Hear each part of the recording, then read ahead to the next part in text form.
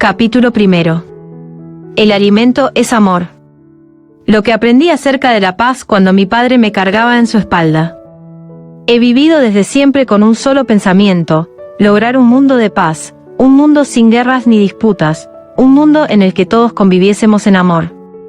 Quizá alguien pueda decir: ¿cómo es posible que hayas pensado en la paz desde que eras un niño? Pero, ¿acaso es tan asombroso que un niño sueñe con un mundo pacífico? En 1920, cuando nací, Japón ocupaba Corea por la fuerza. Después de la liberación, sufrimos la Guerra de Corea, la crisis financiera asiática y otras numerosas crisis agudas, con las cuales, durante mucho tiempo, mi tierra estuvo lejos de tener paz. Pero tal dolor y caos no eran algo exclusivo de ella. Las dos guerras mundiales, la guerra de Vietnam y las guerras en el Medio Oriente, demuestran que la gente se odió constantemente y siempre apeló a las armas y a los bombardeos.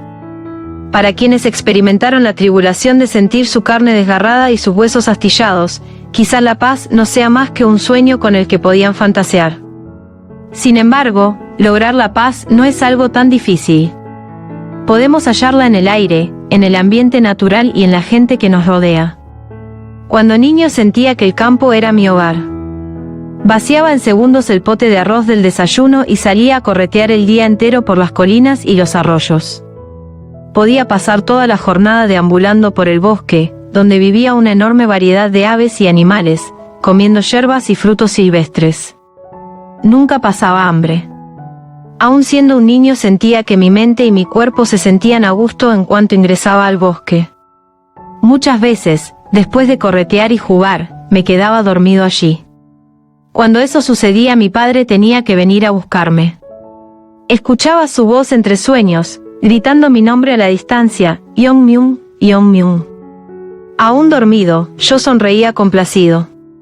De pequeño, mi nombre era Yeong-myung. Si bien el sonido de su voz me despertaba, yo fingía dormir para que él me cargase en su espalda de vuelta a casa y disfrutar así de la sensación de ir con la mente tranquila, sintiéndome seguro y libre de preocupaciones. Eso era la paz. Es así como aprendí lo que ella era, viajando sobre la espalda de mi padre. Yo también amaba al bosque porque toda la paz del mundo habitaba allí. Las formas de vida que lo habitaban no luchaban entre sí. Por supuesto, se comían unos a otros, pero era porque inevitablemente tenían hambre y la necesidad de mantenerse a sí mismos, no porque se odiaran. Ni las aves, ni las bestias, ni los árboles, se odian entre sí. Para que haya paz no debe existir el odio. El odio entre seres de la misma especie solamente se ve en la raza humana. La gente odia a los demás porque su país, su religión o su manera de pensar son diferentes. Hasta el día de hoy he recorrido cerca de 200 países, pero al aterrizar en sus aeropuertos, no fueron muchos los lugares donde pensé: este lugar es tranquilo y acogedor. Había muchos lugares en los que, a raíz de la guerra civil, soldados con sus armas en alto vigilaban las terminales aéreas y bloqueaban las calles. Allí, día y noche se escuchaba el sonido de disparos. Más de una vez estuve a punto de perder la vida en lugares donde fui a hablar de paz. En el mundo en que vivimos, grandes o pequeños, los conflictos y enfrentamientos no cesan. Decenas de millones de personas sufren de hambre por falta de alimentos, pero se gastan miles de millones de dólares en armamento militar.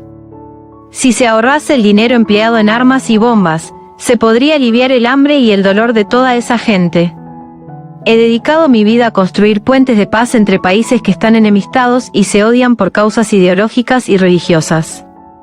He creado foros donde el Islam, el cristianismo y el judaísmo pudieron reunirse en armonía. He trabajado para conciliar las opiniones de los Estados Unidos y la Unión Soviética cuando estaban en desacuerdo sobre Irak. He ayudado en el proceso de reconciliación entre Corea del Norte y Corea del Sur. No lo hice para buscar dinero o fama. Desde el momento en que tuve edad suficiente para saber lo que sucedía en el mundo, mi objetivo ha sido uno solo: un mundo unido y pacífico. No deseo nada más. No ha sido fácil vivir día y noche por el propósito de la paz, pero es el único trabajo que me hace feliz. Durante la Guerra Fría experimentamos el dolor de ver a nuestro mundo dividido ideológicamente en dos. Parecía entonces que, Si solo el comunismo desapareciese, la paz sería alcanzada.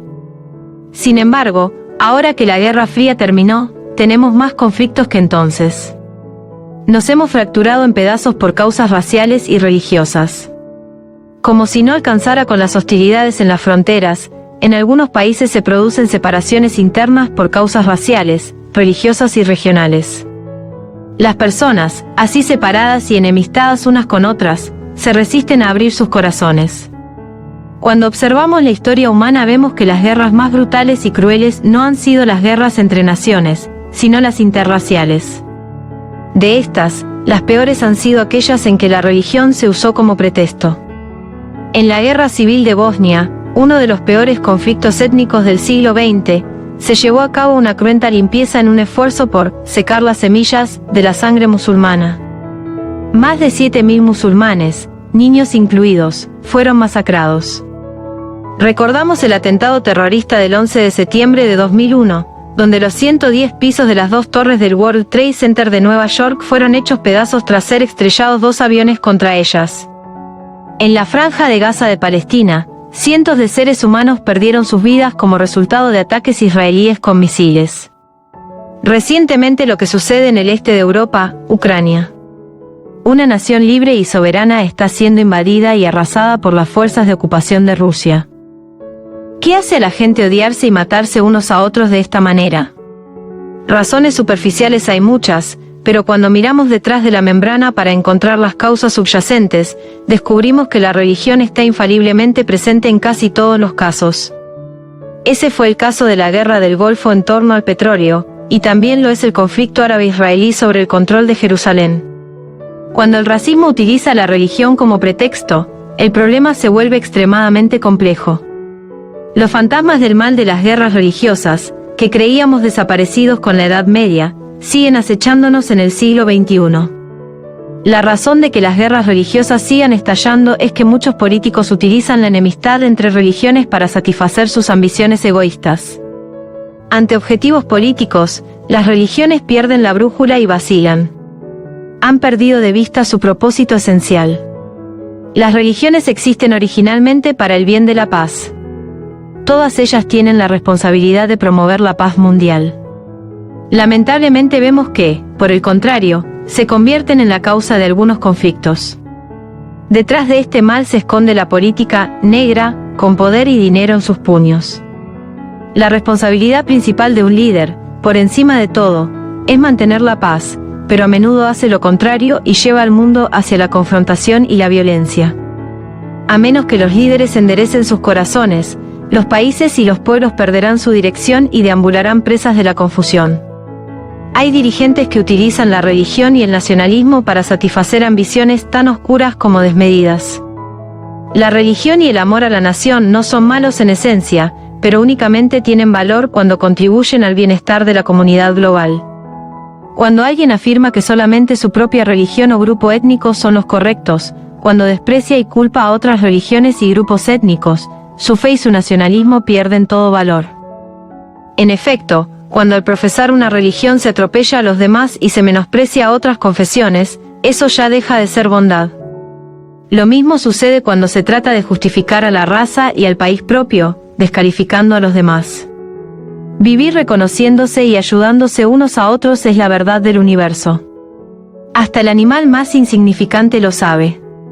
Perros y gatos se llevan mal, pero si se crían en el mismo hogar, uno cuida de los cachorros del otro y conviven bien. También podemos observar esto en los vegetales. Hay enredaderas que crecen apoyándose en el tronco de los árboles, pero el árbol no le dice, ¿qué crees que estás haciendo, que me enroscas para subir? Convivir cuidándose unos a otros es un principio universal. Quien se desvíe de este principio, tarde o temprano termina mal. Si las diferentes razas y religiones continúan acusándose y peleando entre sí, la humanidad no tiene futuro. Si insisten en el terror y las guerras, algún día desaparecerán como el polvo. Pero no es que no haya esperanza. Evidentemente, la hay. He vivido toda mi vida soñando con la paz sin soltar la cuerda de la esperanza. Lo que anhelo es derribar por completo los muros y cercas que encierran y dividen al mundo para hacer de este un ámbito unido. Anhelo abatir las barreras religiosas, superar las barreras interraciales y rellenar la brecha entre ricos y pobres para que luego podamos restablecer el escenario de paz que Dios creó en el principio. Estoy hablando de un mundo donde nadie pase hambre y nadie viva derramando lágrimas. Para curar un mundo donde no hay esperanza y se carece de amor, debemos volver a tener el corazón puro que tuvimos de niños. El camino para despojarnos de la ambición de poseer cada vez más y recuperar nuestra hermosa esencia humana es revivir el aliento del amor y el principio de paz que recibimos cuando nuestros padres nos cargaban en sus espaldas.